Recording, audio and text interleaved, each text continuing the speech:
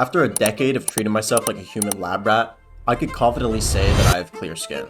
And so we're going to be going over all the supplements I took over the last few years that got me to where I'm at today. So let's get right into it.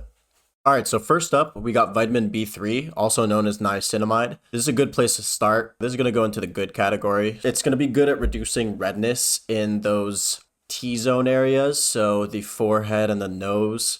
It's a very systemic thing when you take it orally. So if you really wanted to experiment with something like this, I would actually go topically. I still use it topically because, it's great for whenever I get redness flare-ups in that T-zone, like I was saying. Yeah, if you were going to take it as a serum, it's pretty solid. I wouldn't necessarily suggest taking it as an oral supplement just because you're not going to really notice anything, at least visibly, in terms of changes. It may calm the redness a little bit, but it won't do wonders to it. So that's why it's going to go into the good category. All right, next up, we got green tea extract, which is actually a sneaky good supplement. So I'm going to actually put this in elite. The reason why is because it's phenomenal at shrinking the pore size. And so what this does is basically just decrease the amount of dirt and bacteria that's able to get into your pores, which is just going to decrease the amount of acne you get over time. It also has a bonus factor of blocking DHT, which is the main hormone that's responsible for hair loss in adults. And it also decreases the amount of oiliness in your hair, which is going to be great because if you're a heavy sleeper, your hair is likely going to touch the same pillowcase that your face does. And you don't want that cross contamination of oils to be happening. It's just going to make your acne a lot more inflamed. Now we got omega-3 fish oil. Man, this thing is so good. Take it right now. Obviously, make sure that the ratio of EPA to DHA is 3 to 1. That's going to be best for skin conditions like acne and eczema. This thing's just so good. You want to decrease inflammation. This is like the number one. Of course, as long as it's in your budget. I know these things are pretty expensive. Probably the most expensive supplement out there. If you can afford it, it's really worth it. And if not, there's great alternatives coming in the video. Next up, we got the coveted vitamin B5, aka pantothenic acid. This thing was a lifesaver for me. This is great for your T-zone acne, so that forehead, nose area. Basically, it produces this thing called coenzyme A, which helps break down fats a lot easier. Basically just means a lot less fatty acid in your bloodstream coming out through your skin. If I could put it in take it now, I would, but it just doesn't do as much work on your hormonal acne. And also you have to take larger amounts of it, so depends on if you're good with stomaching pills or not. I usually would take it around 1,000 milligrams a day, so it's a lot. We got vitamin C. This one's just going to be a not bad. It's very simple. Yes, it does produce collagen and it does help fade dark spots, but if you have acne, your main goal is inflammation. And yes, it can help with a bit of inflammation, but at the amount that you're going to buy from a supplement, it's just not going to do anything. The supplements just aren't as potent. So, I mean, if you really wanted to add vitamin C to your regimen, you could add it as a camu camu powder, for example. That's super potent, way more bioavailable. You could also add it as a topical, but the problem with all these topicals is that a lot of these serums have fragrance in it, especially the vitamin C ones. So I would just steer clear of vitamin C, at least for now, until your acne is under control.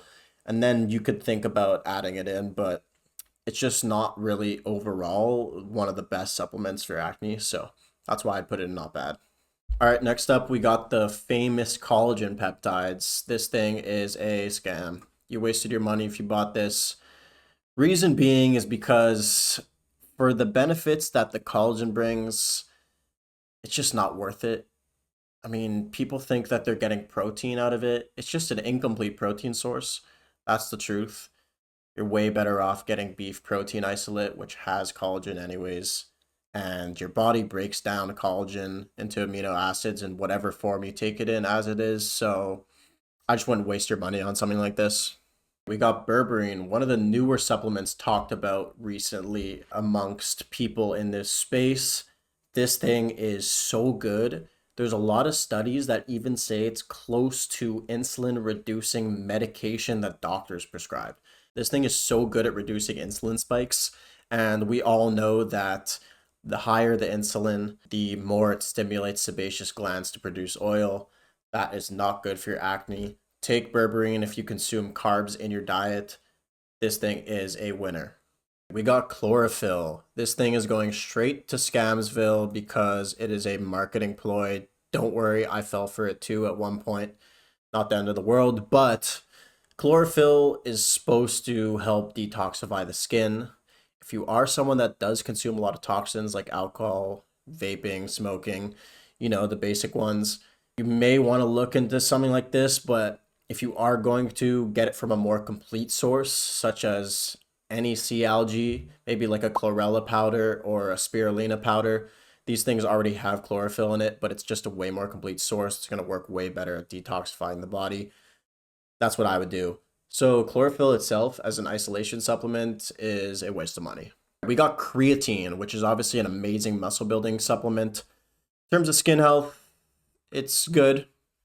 I think if you are able to be super responsible with your water intake, it could potentially be elite, but I'm putting it in good and leaving it here because most people aren't, and it's hard to get every day right with water. If you are able to get, 4 liters of water a day, then take creatine in low doses. It will benefit your skin moisture barrier and in turn lowering that oil amount that your skin is producing. So I would take it. Yes, some people do claim that DHT does increase with it, but I think that being super hydrated, if you are responsible, outweighs those negatives. All right, we got vitamin B2, another underrated gem here. This one's going straight into elite. This thing is so good at helping with dry skin and flakiness. And you don't want dry skin or flakiness. Of course, it's just going to end up clogging your pores with dead skin cells.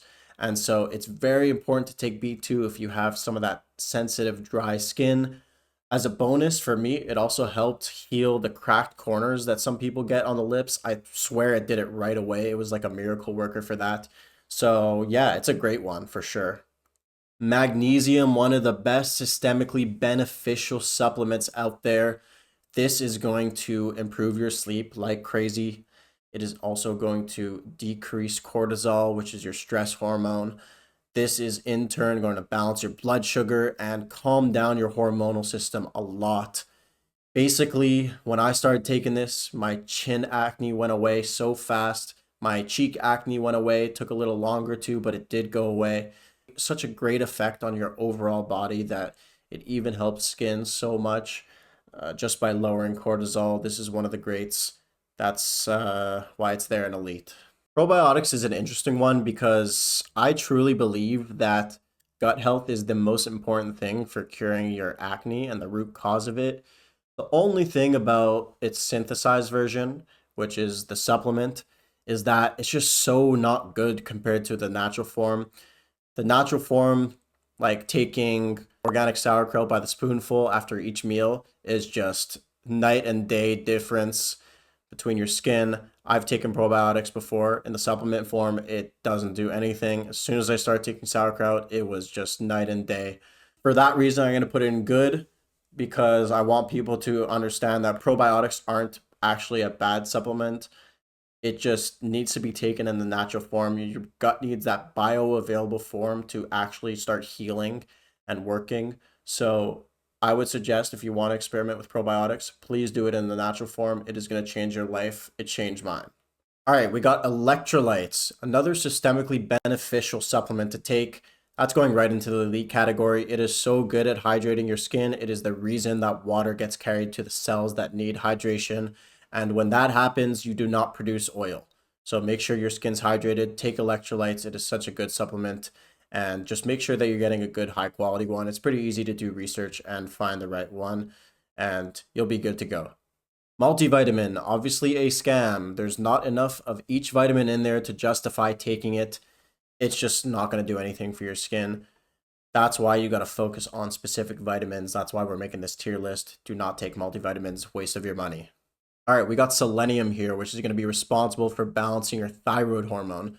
It may in turn cause a little bit more calm skin around that jaw or chin area. It did for me a little bit. I'm going to put it in the not bad area. If you are a girl though, it may be around the good area just because you guys have higher imbalances in your thyroid hormones. However, for me, it wasn't a life changer, so it's going to be in that not bad tier. Vitamin D3, it is just so good. It is actually a hormone that regulates around 1,000 genes inside your body. It's going to balance your immune system and your hormonal functions. You're going to get way less random breakouts happening. It's going to reduce that acne around the cheeks, which is like the hardest to get rid of. It is a miracle worker. Take vitamin D3 if you haven't already. Obviously, if you can get it from the sun, even better. But if you can't, definitely supplement with vitamin D3. Finally, we got zinc, which is the best supplement and the only supplement I would take for acne if I had to choose one.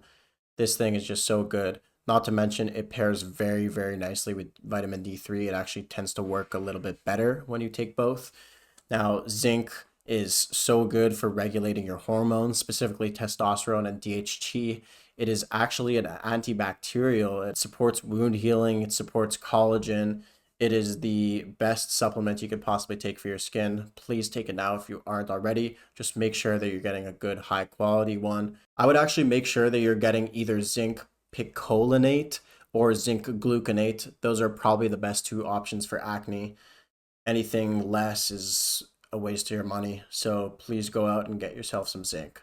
So guys, that concludes the list, but I do want you guys to understand that this is not a permanent fix for your acne. Supplements are just supposed to be a boost. The best possible way to cure your acne is through a good, clean, healthy diet. One that's nutritionally dense and one where you're getting all the micro and macronutrients your body needs. Therefore, I will be making a video on the best diet to stay fit and be curing your acne at the same time, so stay tuned. And make sure to drop a like and subscribe. It would really help out the channel. Also, feel free to drop a comment if you have any questions about my personal experience. And yeah, we'll see you in the next one.